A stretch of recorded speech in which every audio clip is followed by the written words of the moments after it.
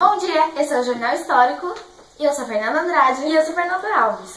Hoje vamos voltar no tempo para descobrir a luta de independência de um país, o México. Como a sociedade estava organizada no tempo em que começaram essa luta? Quais eram suas lideranças? Quem tinha o maior poder na sociedade? Pelo que elas lutavam? Quem era a maioria da população? Quais diferentes interesses em luta naquele momento? Isso você vai descobrir aqui no nosso jornal.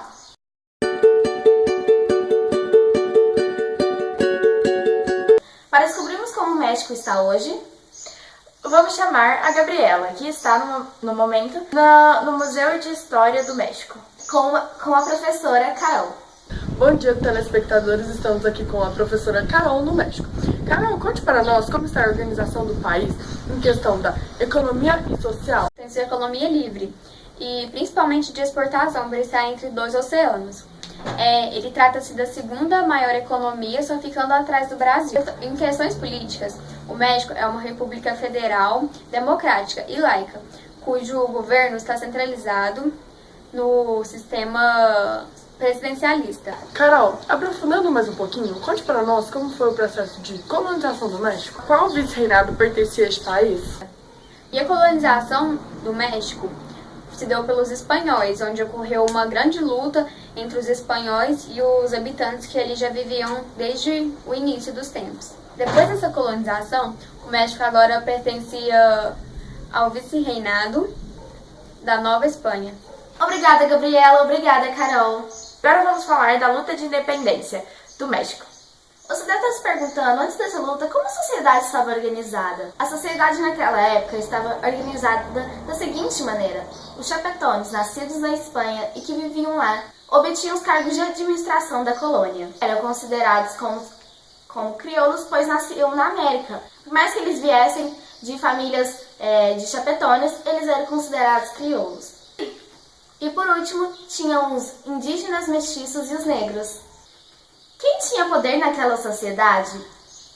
Bom, as pessoas que tinham mais poder naquela sociedade eram os chapetones, pois eles eram fiéis ao seu vice-reino, que era a Nova Espanha naquela época. Eles tinham também cargos autoritários na colônia, ou seja, eles tinham mais poder naquela sociedade. Quem era a maioria daquela população e como viviam?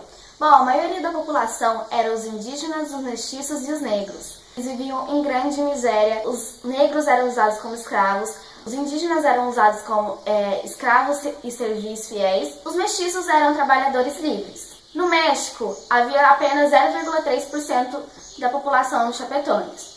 Eles viviam como a corte da Nova Espanha. E por último, os crioulos. Naquela sociedade, havia só 20% deles. Eles ocupavam como cargos na igreja, cargos municipais. Eles eram donos de minas, donos de igreja, donos de lojas de casas. Agora vamos passar para a Alice, que está no México também, de um museu, com uma professora. Bom dia, Alice! Estamos aqui hoje no Museu Internacional do México para sabermos um pouco mais sobre as classes sociais envolvidas nessa luta. E com isso eu conto com a ajuda da professora Manu. Quais são as classes sociais envolvidas nessa luta? Bom dia, Alice! Bom, as classes sociais que estavam envolvidas nessa luta eram os indígenas, mestiços e os negros, e também os crioulos. Bom, na primeira fase dessa luta, quem estava envolvido mesmo eram os indígenas, mestiços, os chapetones e os crioulos. Eles repreendiam essa luta duramente. Depois de um tempo que os crioulos foram vendo que eles estavam perdendo seu poder na sociedade, na política, eles trataram-se de se envolver nessa luta. E agora, aos crioulos das regiões periféricas a se unirem aos indígenas, mestiços e negros em luta da independência do México. Elas tinham o mesmo objetivo? Bom, é até uma coisa engraçada de se falar, mas você deve estar se perguntando, se eles lutaram juntos, eles deveriam ter os mesmos objetivos. Mas não, eles não tinham os mesmos objetivos. Os objetivos dos indígenas, mestiços e dos negros eram retomar suas terras da corte e a abolição da escravidão. Os crioulos tinham como interesse voltar a ter todo o seu poder político naquela sociedade. Alice, vale lembrar também que essa luta se deu às invasões napoleônicas que estavam acontecendo naquela época. Os ideais que influenciaram na luta de independência pelo México foram os ideais iluministas, os intelectuais que traziam esses ideais. Então esses ideais estavam chegando na América. Esses ideais, eles chegavam discretamente para eles. As pessoas que olhavam os rebeldes, prestavam atenção neles, eles não poderiam desconfiar do que estava acontecendo. Então esses ideais iluministas chegavam àqueles rebeldes que estavam prontos para lutar pela independência do México. Os indígenas, os mestiços e os negros encontraram nos ideais iluministas uma forma de sair daquele sufocamento que eles viviam naquela sociedade, sem seus direitos, sem nada. Então eles encontraram, né, nesses ideais iluministas uma forma de se libertar, vamos dizer assim. Muito obrigada, Alice. Muito obrigada, Manu. Quais eram as lideranças? Os principais líderes eram Miguel Hidalgo e José Maria Morelos. Eles defendiam as mudanças radicais para o país, a abolição da escravidão, extinção de impostos para os mais pobres e ocupação de cargos militares e civis para os colonos. Os ideais que prevaleceram foram os dos crioulos. E agora vamos passar para a Gabriela, que está lá no México também, e ela vai nos responder quais foram as consequências dessa luta. É com você, Gabriela. Para encerrarmos o jornal de hoje, falaremos um pouco das consequências após a independência do México.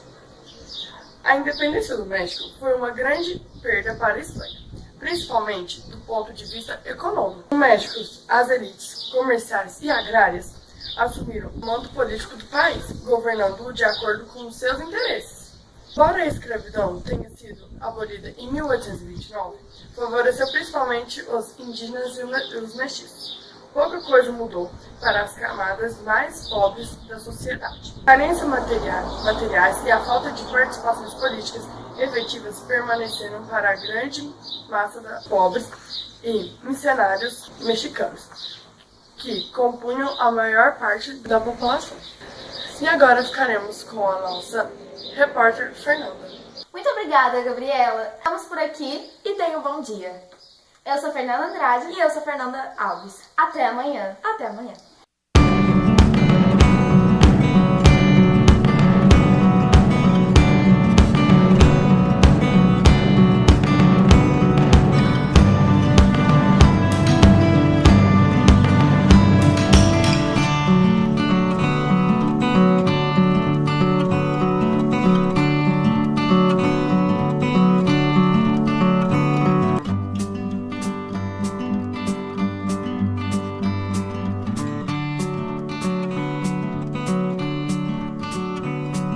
Hoje no Museu de Antropologia.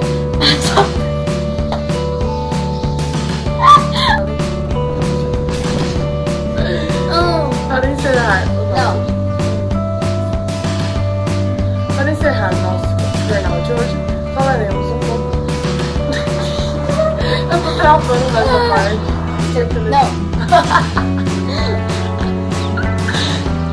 Estamos aqui no México? Eu tô no México? Olha esse aqui, ó.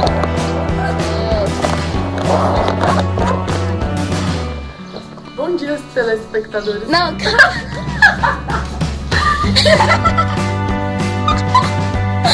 Agora vamos passar para a Gabriela.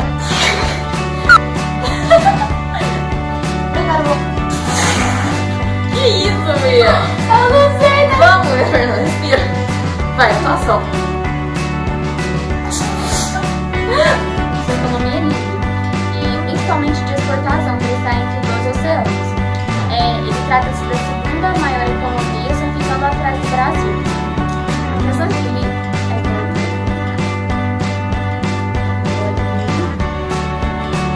10. 3, 2, 1.